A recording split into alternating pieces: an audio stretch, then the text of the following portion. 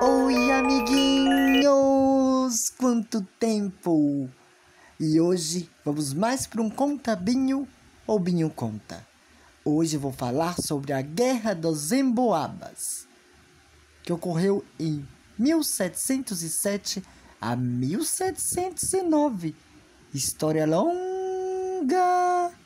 A Guerra dos Emboabas foi um conflito entre paulistas e forasteiros pelo domínio das minas. A palavra emboaba tem sua origem na língua tupi e significa aqueles que usavam calçados, o que os diferencia dos paulistas, que tinham a tradição de entrar pelos sertões descalços.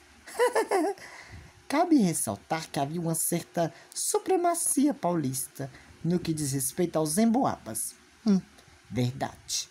Na visão dos paulistas, os emboabas eram todos aqueles que não eram paulistas e, para além disso, falavam os descobridores das minas, alegando que todos os outros estavam na condição de forasteiros. Até eu era forasteiro. Continuando. Foi uma disputa entre 3 regiões pelo controle das minas. De um lado, os paulistas, que foram os descobridores e apelavam por seu direito. Os baianos, que eram atravessadores comerciais e entravam em conflito com os paulistas. E, por último, os comerciantes do Rio de Janeiro, que detinham o controle do porto de trocas e tráfico de escravos negros. Os paulistas contavam com a ajuda da coroa para fazer valer seu direito. E os demais contavam apenas com a monopolização dos comércios. Só isso. Continuando. O início do conflito entre paulistas e baianos ocorreu no momento em que houve uma alta nos preços dos alimentos que circulavam nas minas. O estanco dos açougues parece ser um dos momentos decisivos do conflito. Constituiu em uma resistência armada por parte dos paulistas sobre a arrematação das carnes pelos emboabas, Francisco de Menezes e Francisco do Amaral Gurgel. Esse conflito entre paulistas e mercadores emboabas contribuiu para a discordância entre Manuel Borba Gato e o mercador Manuel Nunes Viana, que acabou expulso das minas por trazer grandes quantidades de mercadorias pelo caminho geral do sertão, que até então estava interditado. Continuando.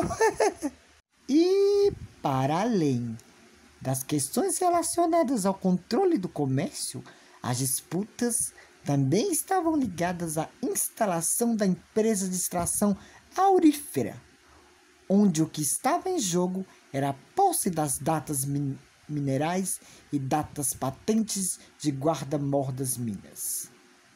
E também uma disputa entre a produção de capital paulista e o dos sesmeiros, que já estavam monopolizando o sertão, através das instalações de fazendas de gado.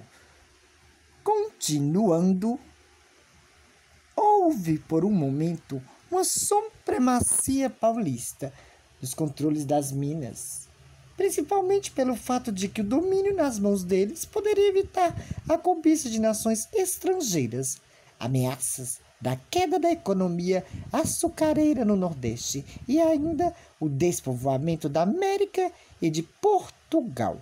Continuando. E falei que a história era longa, e é longa mesmo. Dessa maneira, a manutenção dos paulistas poderia evitar uma corrida do ouro, além de assegurar os controles do poder da coroa portuguesa.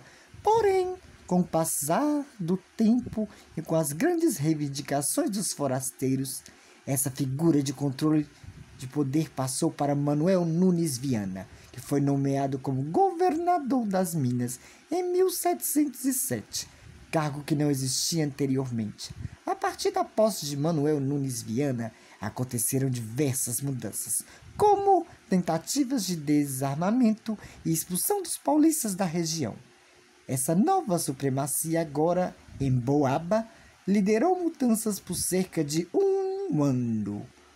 Continuando. Já ia me esquecendo. Houve a expulsão do governador-geral Fernando de Mascarenhas em 1709 por homens de Manuel Nunes Viana. Há uma força por parte do governador para reinstalar a autoridade metropolitana na região. A expulsão do governador põe em xeque a supremacia em Boaba, que antes era vista como resistência às atrocidades cometidas pelos paulistas. As disputas se encerraram com o desmembramento da capitania de São Paulo e de Minas do Ouro da capitania do Rio de Janeiro. Além disso, foram criadas as primeiras municipalidades na região, que depois tornaram-se comarcas. Inicialmente as de Ouro Preto, Rio das Velhas e Rio das Mortes, e depois Cerro do Frio e Paracatu, e por fim a separação da capitania de São Paulo e Minas do Ouro, e a criação em 1720 da capitania de Minas Gerais, como forma de estabelecer os domínios da coroa portuguesa na região em relação à extração e principalmente no que se refere à instalação do fisco. Ih, falei que é longa a história, tem mais, hein? Continuando. É importante ressaltar que muitas dessas divergências ocorridas em relação a paulistas e emboabas tinham a ver com diversos boatos, fofocas, que surgiam e que serviam como motores para a explosão de conflitos.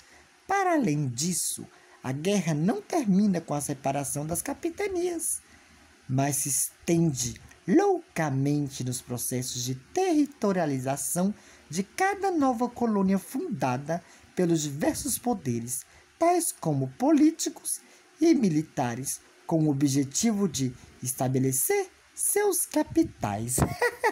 Gostaram? Gostaram da história das emboabas? Pois então, fiquem ligados que depois eu contarei outras histórias sobre Ouro Preto. No Conta Binho ou Binha Conta. Até mais, amiguinhos!